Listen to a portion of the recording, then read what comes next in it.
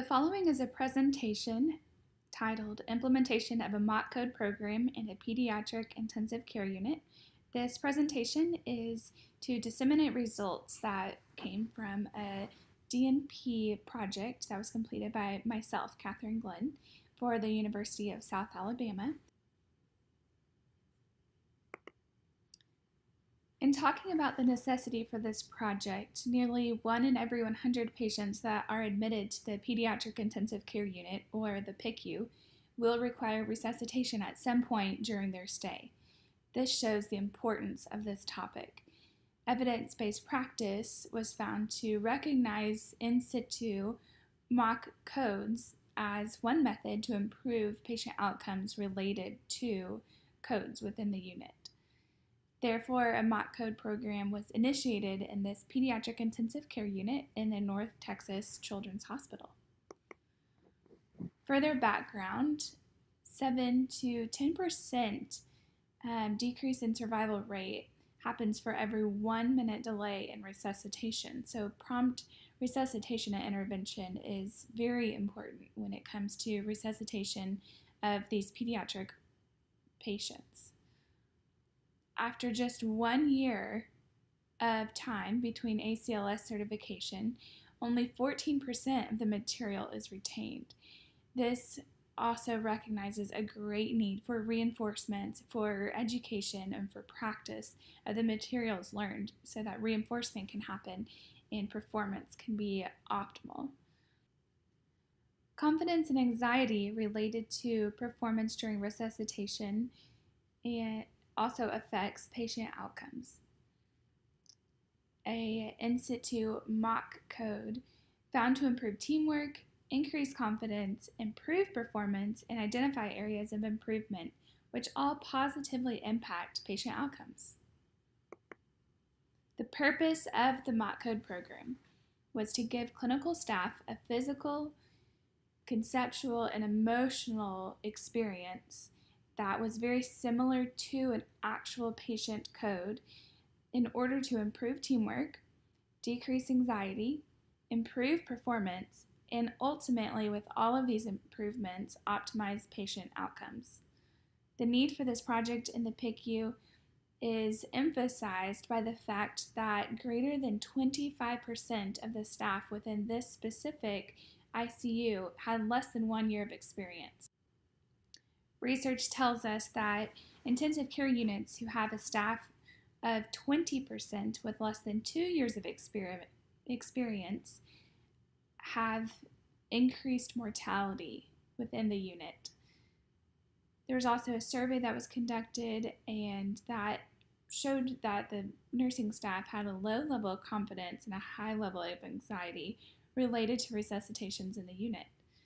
Staff reported personally to the DNP student and the mock code committee a desire for this education and a need for this education. Methods for this project. So participants included any clinical staff member in the PICU involved in resuscitation. A mock code committee was formed, and this was a multidisciplinary team that was used to create, implement, and evaluate the mock code program. This team worked numerous hours on end to make sure that this project was implemented appropriately. It consisted of pharmacists, nurses, managers, educators, and simulation lab specialists who all worked together to be able to come up with different scenarios to work out different kinks that came along the way, and overall just to improve the unit and improve resuscitation. Scenarios were created by using the PAL scenarios that were able to be implemented and used with our simulation mannequins, and trial mock codes were performed prior to implementation with the mock code committee. So we were able to have several members of the mock code committee actually run through the code, make sure that it was running seamlessly, and discover anything that we needed along the way. When it was time to implement the actual mock codes in the unit, we were able to reach about 60% of nurses, along with several other clinicians and pharmacists and pharmacy students and residents that were rotating through. We implemented 5 sets of 2 mock codes, totaling 10. And this is a slide that tells you a little bit about the specifics within each mock code. So we started by setting up the patient room, and this was a room chosen by the charge nurse that was on duty for that day.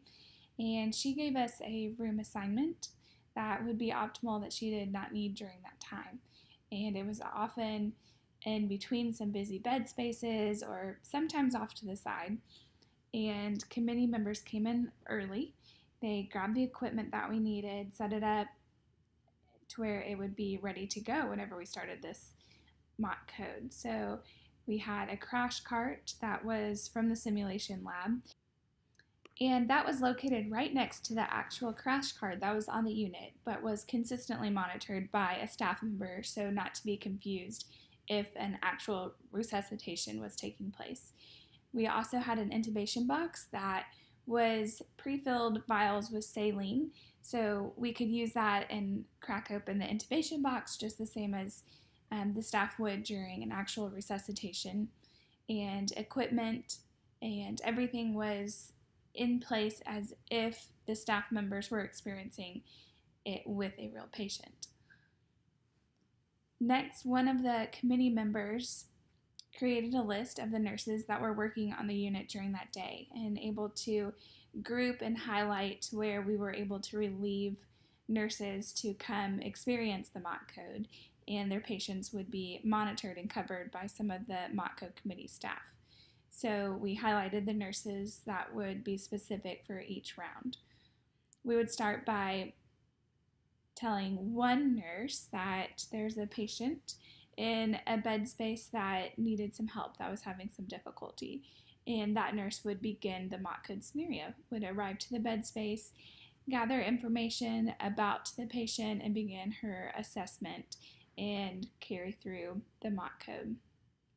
She or he would start with PALS scenario, and once they realized that the patient was decompensating or needing some extra hands, they were able to call their respiratory therapist or perhaps the physician or nurse practitioner that was on duty, or they would announce overhead help to their bed space. And that is the unit's way of calling a code, and it's over the intercom system that is within the unit.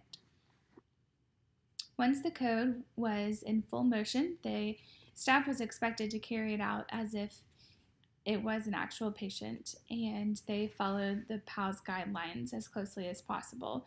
A physician did respond, or a nurse practitioner.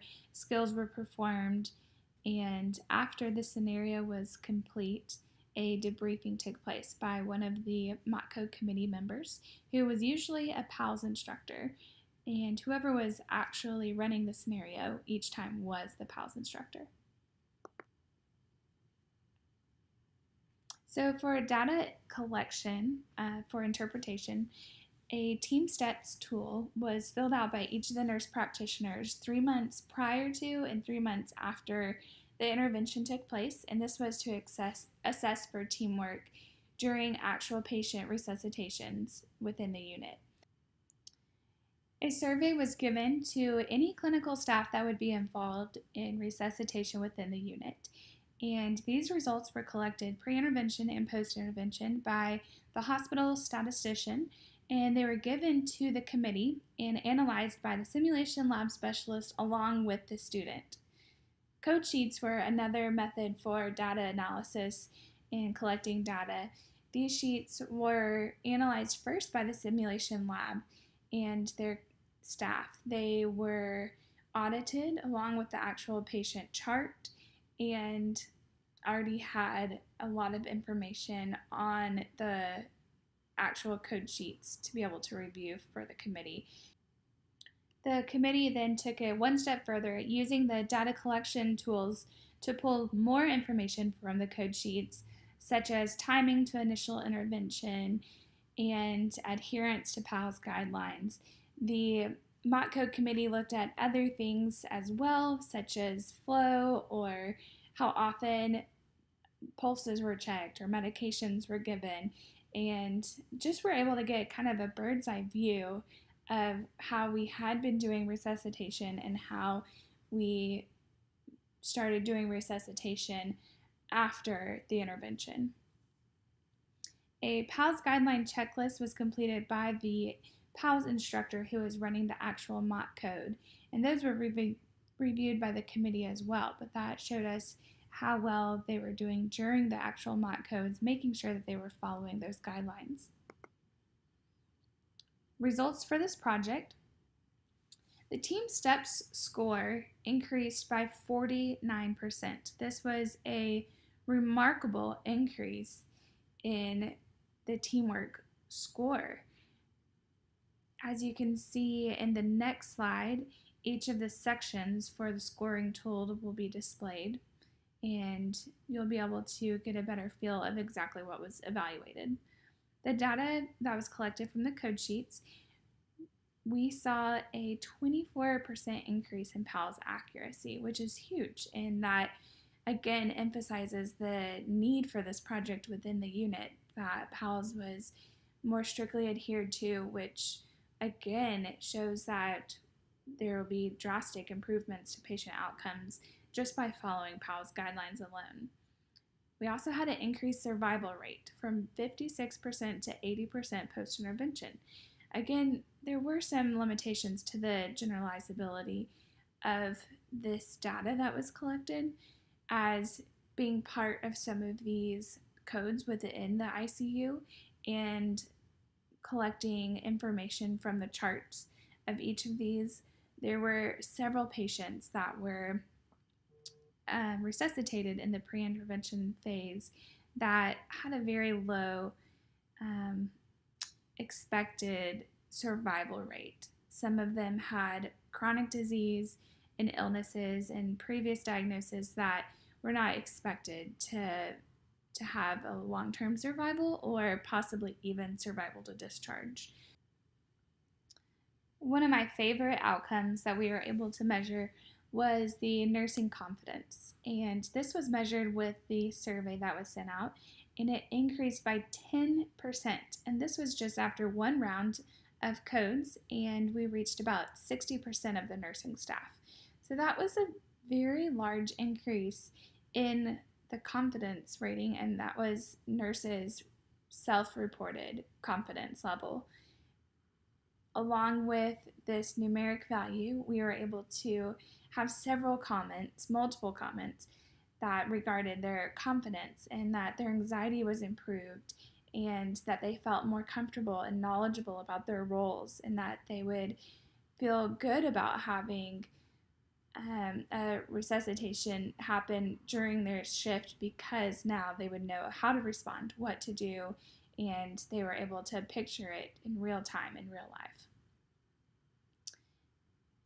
With the survey results, we also saw a 9% increase in the staff reporting that they had adequate education.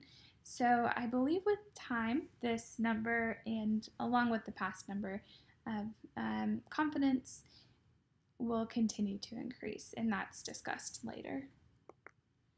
This is the chart that I was referring to in the previous slide. So this is the team steps evaluation. As you can see, the darker color is the pre-intervention score, and the lighter color, blue, is the post-intervention score.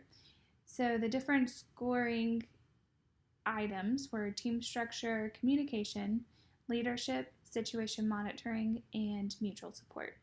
In each of these categories, we saw an increase from pre-intervention to post-intervention, and overall, again, that huge increase of 49%. This is a chart that discusses or gives you a visual for the survival rate. This is survival to discharge. Pre-intervention, again, being the darker blue, post-intervention as the lighter blue. In conclusion, the mock code program was found to be successful at improvement of teamwork, increasing confidence, improving PALS accuracy, and positively impacting patient outcomes. Some unexpected outcomes that were discovered were observing other areas of needed improvement, perhaps just system-wise, things that we could do. One example was that we were discovering some nurses were speaking so rapidly into the intercom system, the paging system within the unit, that people were not able to understand, and it was voiced that often happens during actual patient scenarios. So that was something that we can improve. That was just a simple fix and a system improvement. We also were able to highlight a lot of strengths, and with that we gave feedback to staff who were doing great, who were following PALs well, who were stepping up and being leaders within the unit. A lot more data is needed to increase validity and reliability for the actual patient code sheets that were evaluated in that data, and that was previously discussed. More time is also needed for implementation and evaluation. I found that most of the data recommended a quarterly implementation of mock codes, and because this would be hopefully to replace the annual skills checkoff that the nursing staff and other clinical staff have, just the yearly checkoff, that I believe it'd be most appropriate to implement and evaluate this over the time of a year. Next steps, the mock code program continues to be implemented within the unit. It is carrying on post-project, and there are other units that are very interested in implementing this in their units as well and developing a program that works well for them. So we can bring this mock code program or a variation that works for their unit to that unit and perhaps even other hospitals. This is a list of the key references that were used to create the project. Thank you so much for your time and for listening to this visual presentation. I hope that you were able to learn a lot about implementing a mock code program, and perhaps it could influence your own personal practice. Again, I am Catherine Glenn, a DNP student with the University of South Alabama. Thank you.